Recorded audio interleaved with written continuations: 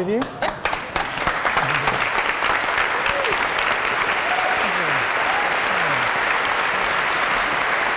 Oh, brilliant.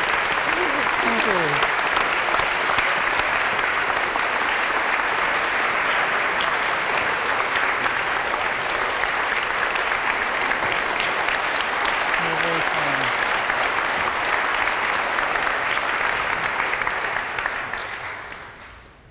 Ladies and gentlemen, welcome to 7th week at the Oxford Union. Today I have the exceptional privilege of hosting Brian May, the legendary guitarist, songwriter and founding member of everyone's favourite band, Queen.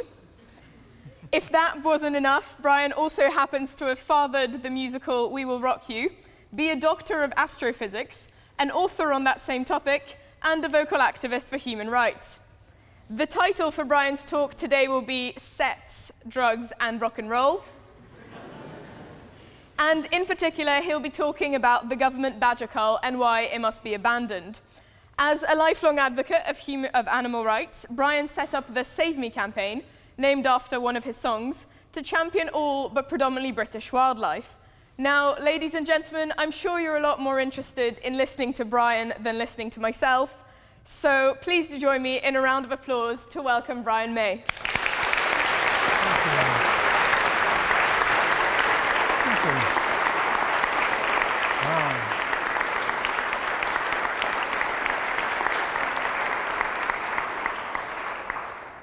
Thank you so much. What a wonderful welcome. Thank you, Madam President, first of all for having me, and secondly for that eulogy.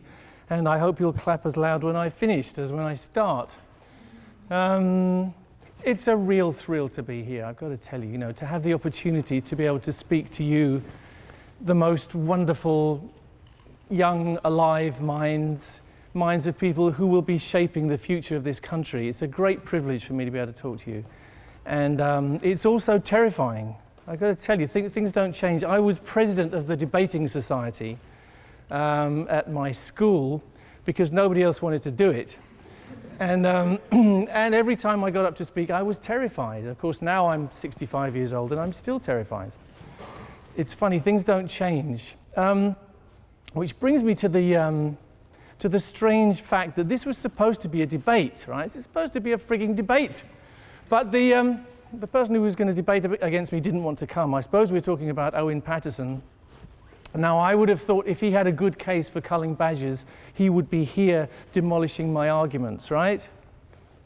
So the fact that he's not here sort of gives me a win by default, but I'm going to pretend he's here anyway. But I won't pretend that Maria's him, I'll just pretend he's around somewhere, okay? I'll try and keep it simple because this is a very complex subject, badgers. Yeah, the title is Sets. Now, Set is S-E-T-T-S, okay? It's badger sets, of course. The drugs are, in this case, vaccination, which I'll be returning to and speaking to in some detail. And the rock and roll, well, we can talk about that later. You'd probably much rather I talked about rock and roll anyway. So I'm hoping that there'll be a nice bit of time for Q&A at the end, which I think I will enjoy. So you can ask me anything you like. But I would like to just, if I can, in a simple way, acquaint you with the history of this whole bovine TB badger issue.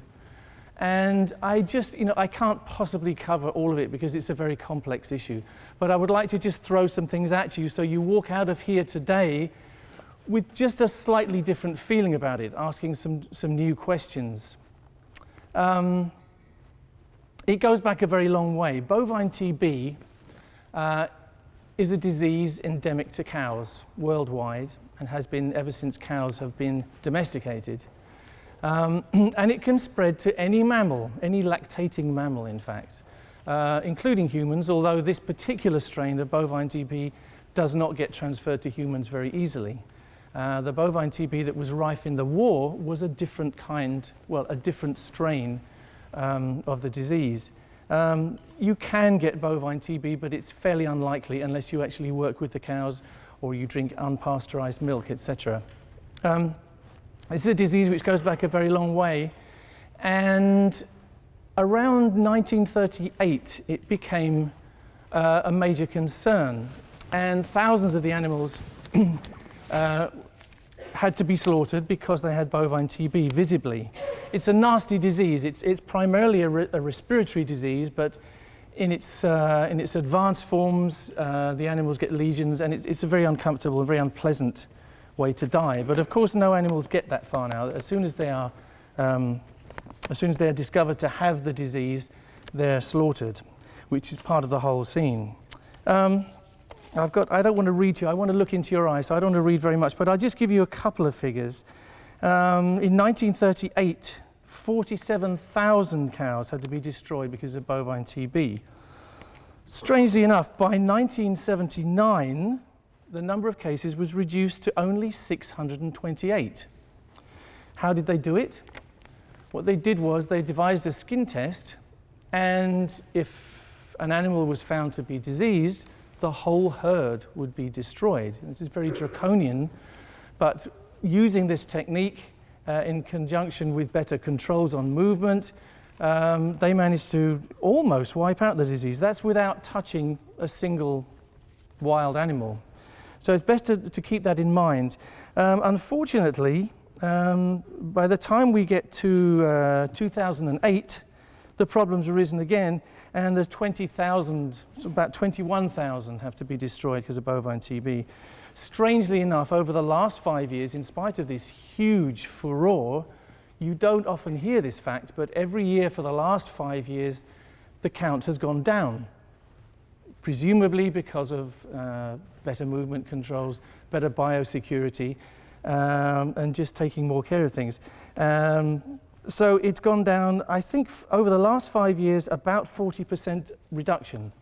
So if people tell you bovine TB is out of control in this country, it's not quite true. Now, 1971, a single badger was found in Gloucestershire, very ill and dying.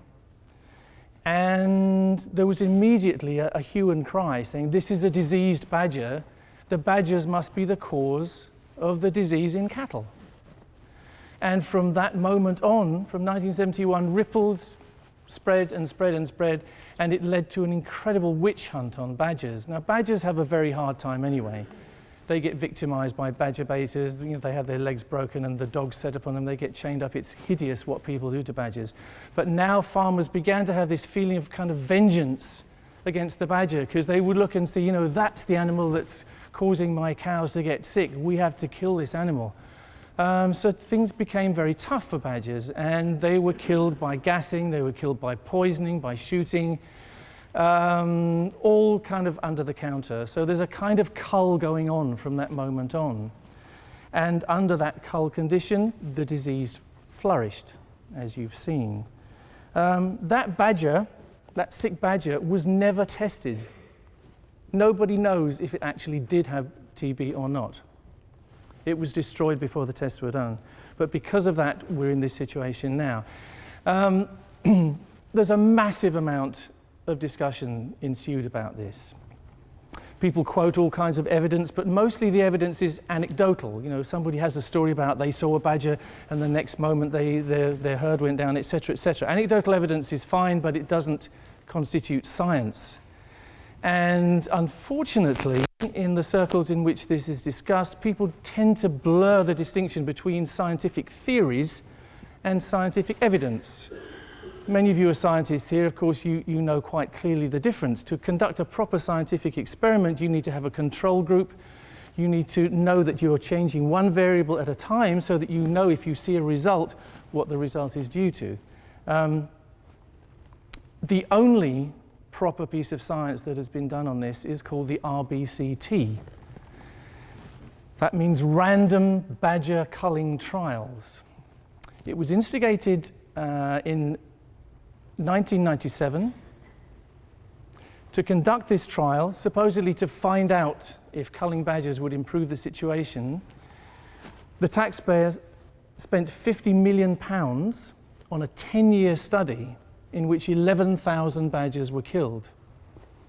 The conclusion 10 years later by Lord Krebs and his scientific team was this: culling badgers can make no meaningful contribution to the control of bovine TB in cattle.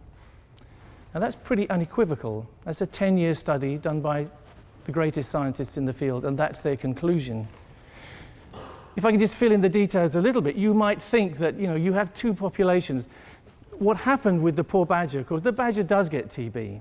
Certainly badgers do get TB, but they don't suffer from it very badly. Luckily, they're quite well adapted, and they can even have families while they're infected. But what happens is that the cows will give TB to the badger population, and then you have two populations interacting. And you can't be treating, Owen Paterson will tell you quite correctly, you can't treat BTB in one population and ignore it in the other. You have to treat both populations at the same time. So a few weeks after this report was delivered, the RBCT, the government at the time engaged a man called David King to review this evidence. In the space of 1 week, he announced that the conclusions of the RBCT were wrong. And in fact, culling badgers could have an effect on bovine TB. And I personally, he comes from Imperial College, which makes me rather ashamed, because I'm from Imperial College. But the fact that this man could, at a stroke, negate a huge team's efforts over 10 years in a week of review is actually quite shameful. The paper was never peer-reviewed. It was attacked in Nature, but it's been cited again and again as a reason for going forth with the badger cull. Now, this comes up again and again and again. And some of you may know that last year there was an attempt, in the autumn of last year, to actually put a government cull into practice. Legend has it that we stopped them. I can only tell you we didn't. We really didn't. What stopped them was their own ineptitude, because they didn't bother to count the number of badgers until it was too late, and the figures were wildly out. We campaigned, and what we managed to do was to raise public awareness so that they couldn't get away with anything. They couldn't hide the facts. When I say we, I'm referring to Team Badger. Now, Team Badger is something I'm very proud of. I helped to bring it together. It's a coalition of all the great animal organizations in this country, RSPCA, I4, Badger Trust, Born Free, many, many others. And for the first time in history, all of these great organizations are speaking with one voice. I don't lead it. I just end up being the spokesman a lot of the time because people know my face. But I would like to read you the official response of Team Badger to Owen Paterson's announcement today that the cull will go ahead. Strangely enough, I feel it's a very good thing that Owen Paterson stood up and said this at the NFU today, because there was a perception out there that we won, and I can only tell you we didn't. And now he's made it very clear that the government is about to go ahead and slaughter thousands of badgers. I'll tell you how many in a minute. Team Badger's official statement is this: the government's plan to go ahead with the pilot badger cull this summer in West Gloucestershire, West Somerset, or part of Dorset, flies in the face of scientific fact as well as public and parliamentary opinion. Culling badgers is not the answer to eradicating bovine TB. Not only is the practice inhumane and impractical, it's also ineffective in tackling the disease, as has been made repeatedly clear by leading scientific experts and studies. Team Badger, a growing coalition of like-minded animal welfare organisations, showed in our recent submission to the Environment, Food and Rural Affairs, that's EFRA, of the House of Commons, that vaccination of badgers provides a viable, practical approach to disease control, made even more effective by increased on-farm biosecurity measures. Team Badger is committed to continuing to work with others, both to promote vaccination and to act within the law to stop the cull from going ahead. So here we have vaccination. If you believe that badgers play a significant part in the spread of this disease, then you would believe that eradicating TB in badgers must help the situation. What the government is proposing to do is randomly shoot badgers. The RBCT estimated that something like 5% of badgers are sick in a TB hotspot area. So that means by randomly shooting them, 95% of the time, you're shooting perfectly healthy animals. And these are animals who have lived and had their families in Britain longer than the human race. They have a very definite right to be here, I would say. So I would like to just open this up a little more. I would like to speak to you about Ptolemy. Ptolemy, a great scientist, philosopher, was born in Egypt in the 1st century AD, but he was a Greco-Roman thinker. And from his studies, he constructed a whole picture of the universe. At the center of the universe was the Earth. Around the Earth went the sun and the rest of the planets, and a lot further away rotated the rest of the universe. His theory was pretty difficult to make work, because if you look at the planets in the sky, you'll notice that they don't continuously go around us. They go in strange loop patterns. So he designed a very complex system of epicycles and spheres within spheres to adapt his model to work according to what we see. This model of the universe with the Earth at the center survived for about 1,000 years, in spite of Copernicus questioning it not long afterwards. And it wasn't until Galileo came up with absolute proof that the Jovian satellites were moving around Jupiter and not around us, that the theory was exploded, and man no longer believed that the Earth was the center of the universe. To me, this is quite significant. You know, we now know that the Earth is a tiny speck. It's a tiny planet in a tiny solar system in a remote corner of a medium-sized galaxy, and there are billions and billions of galaxies in this universe. So we don't hold any special place as far as we know. All we know is that we are presented with this beautiful planet which has a number of species on it. For some reason, even though our place physically at the center of the universe has been proved to be not true, we still, for some reason, believe that we are the only important species on the planet or in the universe. Now, I find this an unsupportable hypothesis. I see no reason to believe, simply because we are able to cover the planet with concrete or see into space or talk to each other, I don't see any reason to conclude from that we are the only important beings on this Earth. So to me, there is something horribly wrong in Oz. There is something terribly wrong with the way we view ourselves as part of creation. I don't know if you'll carry this thought with you, but I think so much of our daily life is based on this assumption. And the assumption leads to the belief that an animal, such as a badger or a fox, has no value whatsoever unless it's of use to us. So if we can eat it, it has some value. A cow has some value. If we can rear it, we can get its milk, we can eat its flesh. But a badger apparently has no value whatsoever. And in the economic studies that have been done by the government on the badger cull, you will see no reference whatsoever to the value of a badger. I find that quite incredible. And to me, that's the flaw at the basis of all thinking in this area.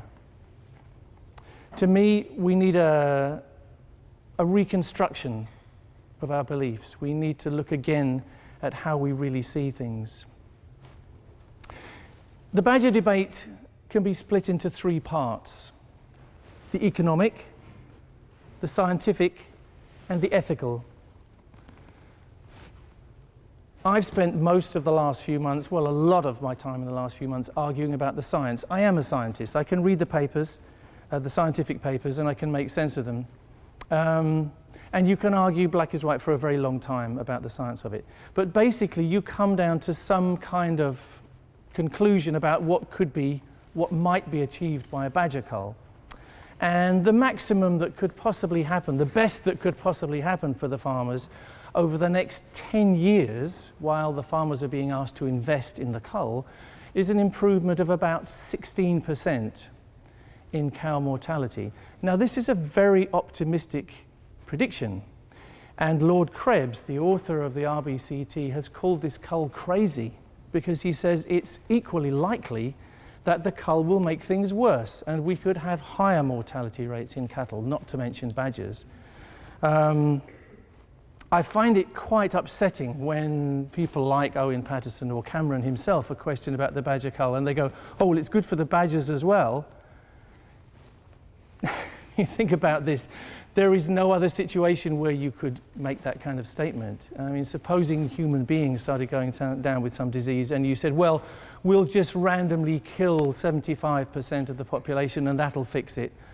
I don't think you'd get much credence. You know, there is no possible way that randomly killing badgers can help the badger situation. In fact, the RBCT, I keep returning to the RBCT because it's the only proper science, they discovered fairly predictably that as soon as you start killing badgers, the incidence of bovine TB in the badger population increases quite rapidly. And you can imagine probably, I'm not saying this is definitely true, but probably most of the badgers that you can capture and kill are healthy. The sick ones will be down in the set, and so the incidence percentage-wise of sick badgers will increase. What I'd like to do is just leave you with a thought on badgers. We've dealt with the economic side. I would like to put it to you that the Team Badger has a very good plan, which is an alternative to the culling. We believe that we can vaccinate badgers, and it's already been shown to be effective. It's already been able to be shown to decrease the incidence of disease in the badgers, which has got to help the cows. But the glaring elephant in the room is the fact that we're not vaccinating cows. And you'll see all sorts of declarations from ministers and farmers saying, well, we can't possibly vaccinate cows because Europe won't let us, or vaccination's years away, the research isn't there. Well, I put it to you, we should be prioritizing vaccination. And I myself have been to Europe, and I don't believe that Europe will stand in our way. There's a couple of things to chuck in here. How come we have this problem? Why is it that none of the rest of Europe has this problem? The main reason that I was given in Brussels is this. You remember the skin test was introduced? It's a rather crude test, unfortunately. You test the thickness of an animal's skin, and from that you deduce whether the animal is reacting or not. What happens in Europe, and it has continued to happen, is that if in a herd you find a reactor, the herd is taken out. The whole herd is destroyed. And a good example of this is in Switzerland. I think it's about 20 years ago where this happened. They wiped out a lot of their cattle, but in the space of 2 years, they had conquered the bovine TB problem. In this country, at some point, we opted not to do that. What we do is we take out the cow that is supposed to be infected. Now, this is highly dangerous because, as we've seen, this skin test is very unreliable. So what's going to happen is you take out the cow that you think is infected, you take it to the abattoir, you kill it. A lot of the time, they will find that that cow is actually not infected. It's a false positive. That's kind of worrying. What's more worrying is the fact that the cow that did have the disease, you probably haven't found. There's a very interesting case in Wales not too long ago where a farmer was very vociferous about his badgers. He was very angry because his herd year after year kept going down with bovine TB, and he blamed the badgers. About 3 weeks ago, they took one of his cows to be slaughtered, which had been for 5 years going through the skin test, and the cow was riddled with bovine TB. That cow had been tested at least 5 times and had never shown up any symptoms, and yet here it was at the abattoir, obviously had been suffering for a very long time. So the farmer immediately said, of course, this cow has been in my herd for the last 5 years, so obviously this is why my herd becomes reinfected. And I learned an even more stunning corollary to this fact today. DEFRA's own figures for what happens when cows get to the slaughterhouse is this: 40% of the discovery cases of bovine TB in cattle are discovered in the abattoir. They are not discovered by the skin test. Now that's a frightening figure, and it really shows that the whole skin test, used as it is in England, is entirely ineffective. Add to that the slaughter. There are other things too. I mean, there are other things I can throw at you. If you drive around the West Country, you'll see an awful lot of badgers on the road. I was debating against a very angry farmer on TV a little while ago, and I said, it appears to me that it's common knowledge that most of these badgers that are found on the road that look like roadkill, in fact, died long before they hit the road. It's just a convenient way of disposing of badgers. He got very angry with me and said, I could have you up for libel and slander and whatever, you know, but just a few weeks later, a study was done scientifically testing the badgers that were found on the road, and they found that about 80% of them had died by other causes. So what you have at the present time is a cull already going on. In this situation where bovine TB is flourishing, farmers are taking things into their own hands all over the place and doing what they've been doing for 30 years or more, gassing them, shooting them, poisoning them, whatever. I don't know what methods they use. But in this situation where we already have a cull, bovine TB is flourishing and doing very nicely, thank you. My contention is, I'll read you one more thing. And this is from a farmer. There are many farmers who are on our side. You don't get that impression. You get the impression that the NFU speaks for every farmer. Well, the NFU doesn't even speak for all its members. There are plenty of members who are not in favour of the cull, and of course there are a high percentage of farmers who are not in the NFU, many of whom are on our side. This is an email I received from one of them just this morning. He says, "Dear Brian, I'm so sorry to hear the badger culling to tackle tuberculosis in cattle is set to go ahead this summer. I know how much this means to you and all animal advocates. The government are going to learn a very costly and bloody lesson out of this. As with most things in life, greed of money in intensive farming has an awful lot to answer for. Vaccination of cattle is the only way to go." I think I'll leave you with that thought, but I'd be very happy to answer questions on this or any other subject, but I would suggest that we start with this subject, if you like. I just hope that you'll have a little bit of an open mind when reading the papers and being fed all sorts of strange things which are meant to work on our minds subliminally. I mean, recently, it's very funny, you know, we had a prosecution against fox hunting a little while ago, and suddenly there were stories about foxes eating people's toes or whatever, you know. Now we have this thing about badgers, and suddenly badgers are killing hedgehogs. You know, and there's been a little undercurrent going on in the papers to try and find hedgehog advocates who they're going to try and inveigle into saying that badgers are a threat to hedgehogs, and it's all rot. You know, it's all subtle ways of lying to us in the newspapers and softening us up. We have a badger expert here today. We also have a hedgehog expert here today, and he will be available to corroborate this with me. Badgers. I should just say this, badgers and hedgehogs have coexisted in Britain for at least 60,000 years. There's no evidence to suggest that the population of hedgehogs is affected by badgers. Why should it be? Because badgers are not actually on the increase, in spite of what you may have heard again. We get told an awful lot of lies. Wildlife generally gets decimated. No, decimated is the wrong word. Wildlife gets needlessly slaughtered by the fact that we don't take care enough in our techniques, whether we're farmers or whether we're gardeners. Millions and millions of slug pellets every year kill not only hedgehogs, but birds, small mammals as well. Herbicides, pesticides all contribute to poisoning our wildlife and to poisoning us. So what I'm asking for is a rethink on the badgers and a rethink worldwide on how we see ourselves in relation to the other creatures on this planet. Do we think we can proceed with this trampling of every other species unless it's of value to us? I suggest that it's time for a rethink. And here in Oxford University, I would love to feel that some of the seeds will get sown today to try and change our world into a better place. Thanks very much.